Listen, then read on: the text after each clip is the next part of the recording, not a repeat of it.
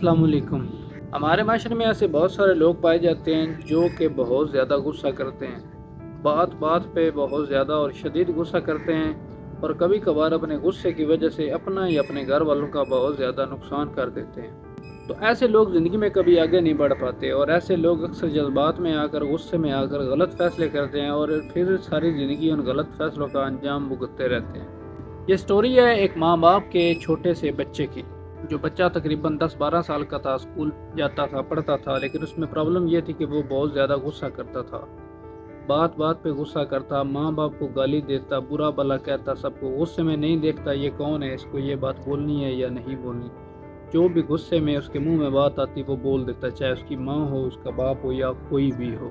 تو اس کے ماں باپ اس کی اس پرابلم کی وجہ سے بہت زیادہ پریشان تھے، اور یہ مسلسل وہ اس بات کا حل ڈھونڈنے میں لگے ہوئے تھے کہ کس طرح ہم اس کا یہ غصہ کنٹرول کر سکتے ہیں، اس کی یہ پرابلم دور کر سکتے ہیں۔ تو دور دور تک انہیں اس بات کا کوئی حل نظر نہیں آیا۔ پھر ایک دن اس بچے کا باپ اپنے بچے کے اسکول ٹیچر کے پاس گیا اور اسے ان کے ساتھ یہ ڈسکس کیا کہ میرے بچے کو بہت زیادہ غصہ آتا ہے، اور جب غصہ آتا ہے تو گھر کی تمام چیزیں توڑ دیتا ہے، جو بھی ہاتھ میں آتا ہے پھینک دیتا ہے۔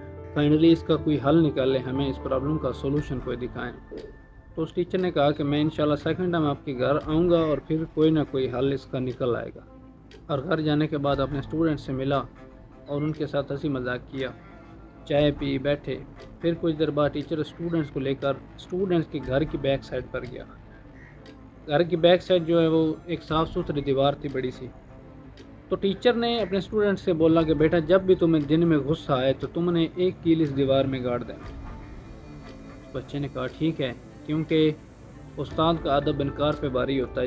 جتنا بھی کوئی بندہ جتنا بھی بدتمیز یا غصہ کرنے والا ہو، اپنے استاد کی بات کو کبھی نہیں ٹالے گا۔ تو ٹیچر چلے گئے اور اسٹوڈنٹس نے اپنے ٹیچر کی بات کے مطابق جب اس کو دن میں غصہ آیا ایک بار، تو وہ گیا اس دیوار میں ایک کیل اس نے گاڑ دیا۔ دوبارہ غصہ آیا تو اس نے دوبارہ ایک کیل اس دیوار میں گاڑ دیا۔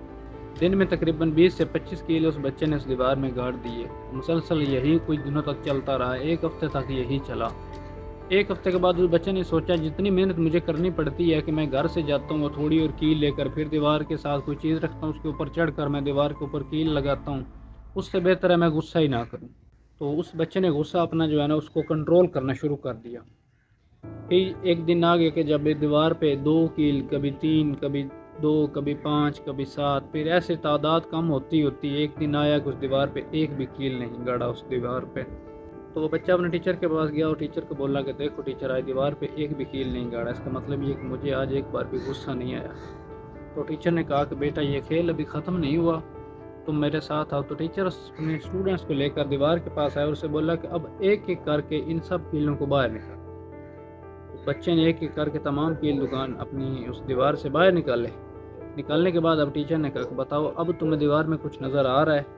تو بچے نے کہا نہیں ٹیچر، اب دیوار پر کچھ بھی نظر نہیں آ رہا۔ تو ٹیچر نے کہا بیٹا دوبارہ دیکھو، گہرائی سے دیکھو۔ تو جب اس نے گہرائی سے دیکھا تو اسے نظر آیا کہ جہاں پر کیل لگائے گئے تھے وہ نشان ابھی باقی تھے۔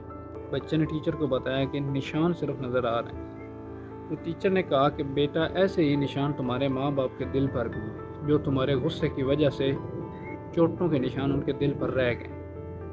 اور غصہ کرنے کے بعد جب تمہیں گالی گلوچ ان کے ساتھ کرتے ہو، برا بھلا بولتے ہو، اپنے ماں باپ کو گالی دیتے ہو، تو تمہارے اس دکھ کی وجہ سے جو چوٹ ان کے دل پر لگتی ہے، بعد میں تم اگر معذرت کر بھی لو، معافی مانگ بھی لو، لیکن ان کیلوں کی طرح وہ کیل تو وہاں سے نکل جائیں گے، لیکن نشان ان کے دل پر ہمیشہ کے لیے رہیں گے۔ ٹیچر کی یہ بات بچے کے دل کو چھو گئی، اور بچے نے وعدہ کیا اپنے ٹیچر سے کہ میں دوبارہ کبھی زندگی میں غصہ نہیں کروں گا۔ اور اس بچے نے دوبارہ کبھی زندگی میں غصہ نہیں کیا۔ عقل مند لوگ کہتے ہیں غصہ عقل کو کھا جاتا ہے، غصے میں لیے گئے فیصلے ہمیشہ غلط ثابت ہوتے ہیں۔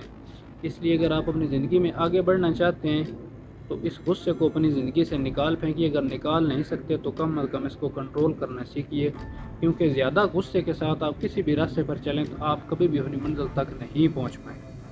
امید ہے ویڈیو آپ کو پسند آئی ہوگی۔ Thank you.